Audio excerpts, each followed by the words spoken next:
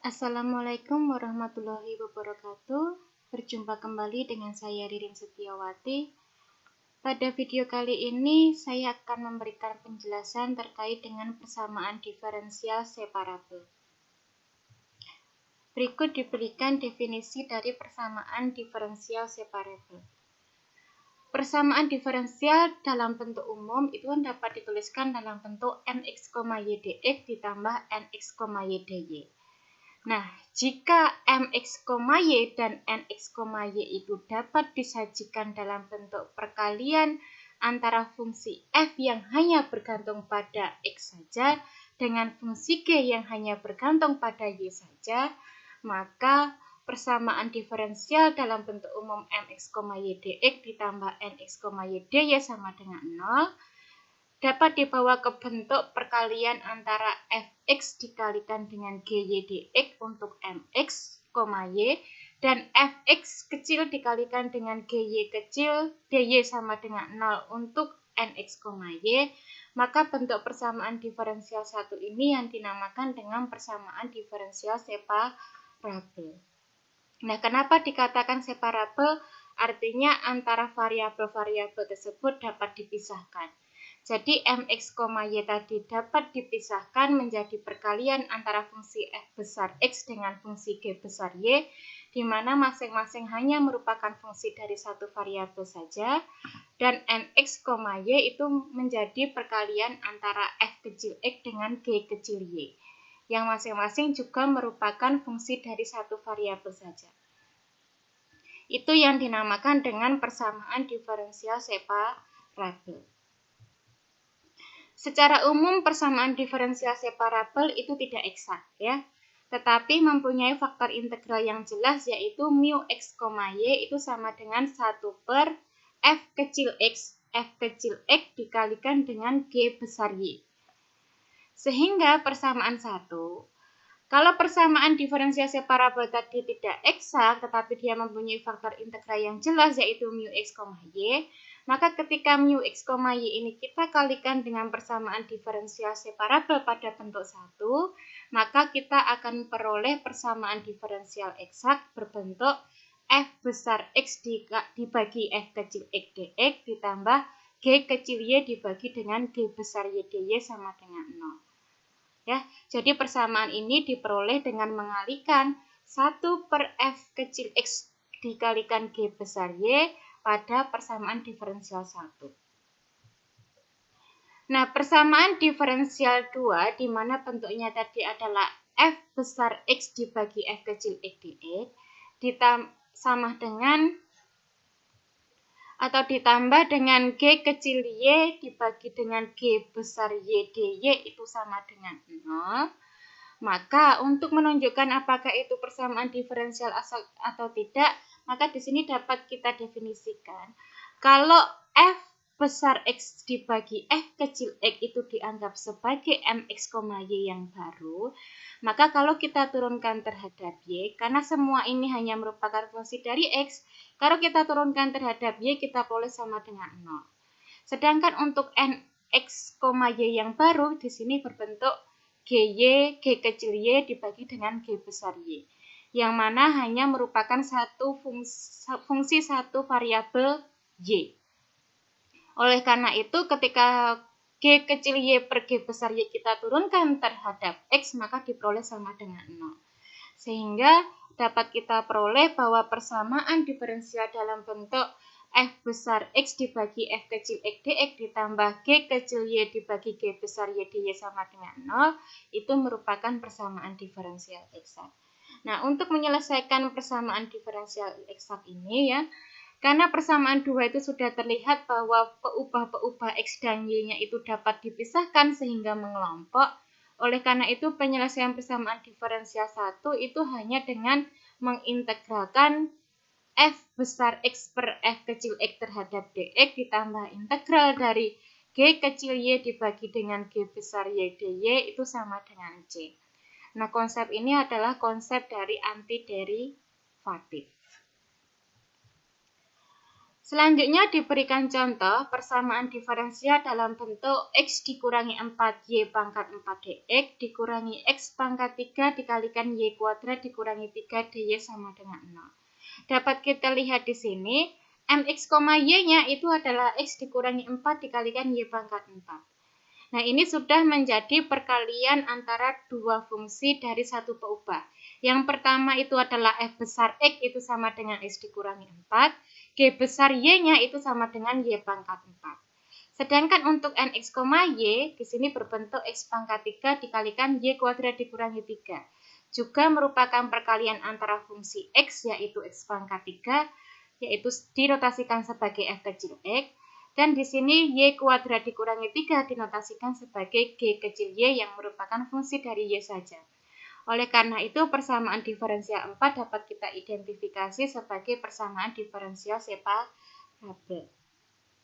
Karena ini merupakan persamaan diferensial separabel, maka dia mempunyai faktor integral yang jelas, yaitu 1 per f kecil X dikalikan G besar Y, berarti menjadi 1 per X pangkat 3 dikalikan dengan Y pangkat 4.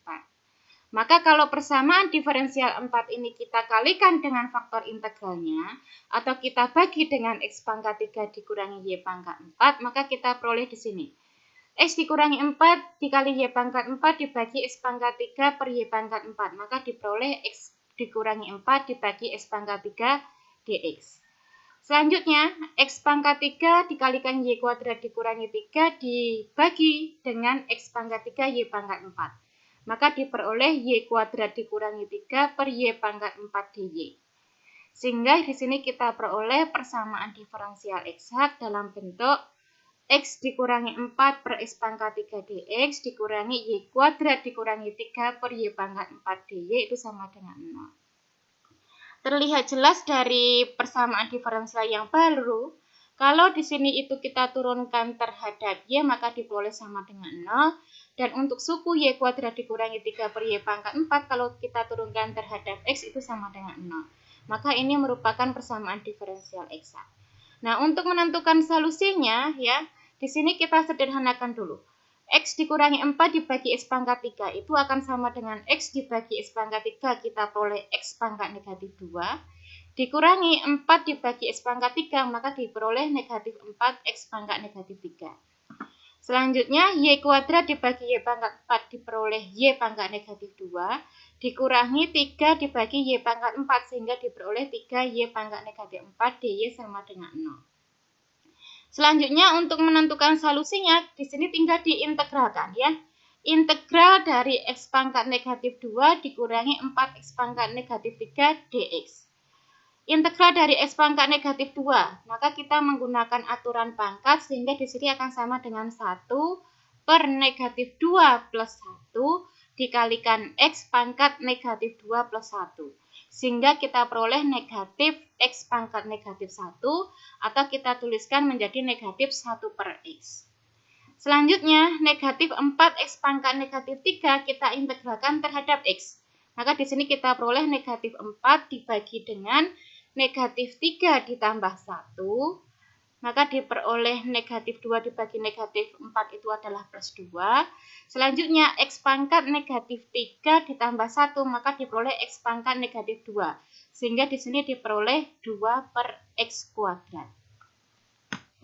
Selanjutnya, di sini ada negatif Y pangkat negatif 2. Kalau kita integralkan terhadap Y, maka diperoleh 1 per negatif 2 plus 1 dikalikan Y pangkat negatif 2 plus 1. Sehingga kita peroleh sama dengan plus 1 per Y. Dengan cara yang sama, maka integral dari negatif dikalikan negatif 3Y pangkat negatif 4, itu akan sama dengan negatif 1 per Y pangkat 3. Sama dengan integral dari 0 itu adalah suatu konstanta, yaitu C. Maka solusi dari persamaan diferensial separabel 4 itu dalam bentuk negatif 1 per X ditambah 2 per X kuadrat ditambah 1 per Y kuadrat dikurangi 1 per Y pangkat 3 itu sama dengan C. Diberikan contoh yang kedua. Di sini diminta untuk menentukan masalah nilai awal di mana persamaan diferensialnya itu berbentuk persamaan diferensial separabel seperti pada persamaan 5, yaitu X sin Y dx ditambah X kuadrat plus 1 cos Y dy itu sama dengan 0.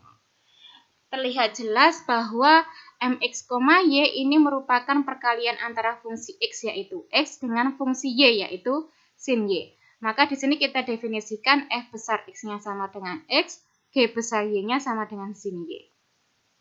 Begitu juga nanti untuk bentuk x kuadrat plus 1 dikalikan cos y, maka di sini kita peroleh f kecil x sama dengan x kuadrat plus 1, g kecil y itu sama dengan cos y. Karena bentuknya adalah persamaan diferensial separabel, maka kita punya faktor integral yang jelas, yaitu 1 per f kecil x dikalikan g besar y, berarti menjadi 1 per x kuadrat plus 1 dikalikan dengan sin y. Nah, selanjutnya, dengan mengalihkan faktor integral tadi ke dalam persamaan diferensial 5, atau persamaan diferensial 5 ini kita bagi dengan x kuadrat plus 1 dikalikan sin y, maka akan kita peroleh persamaan diferensial baru yang berbentuk x per x kuadrat plus 1 dx ditambah kosinus y per sin y dy itu sama dengan 0. Nah, selanjutnya kita integralkan kedua ruas ya. Integral dari x per x kuadrat plus 1 dx.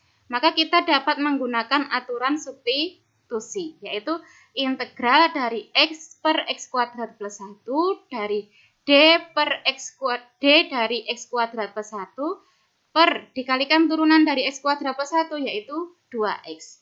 Sehingga di sini kita peroleh integral dari setengah d x kuadrat plus 1 per x kuadrat plus 1 sehingga kita peroleh setengah ln x kuadrat plus 1. Begitu juga untuk mengintegralkan cos y per sin y dy itu digunakan aturan substitusi dengan mensubstitusi u itu sama dengan sin y. Sehingga di sini kita peroleh bentuk integral dari kosinus y per sin y d sin y dibagi dengan cos y. Atau sama dengan integral dari d sin y per sin y. Sehingga kita peroleh ln dari harga mutlak sin y.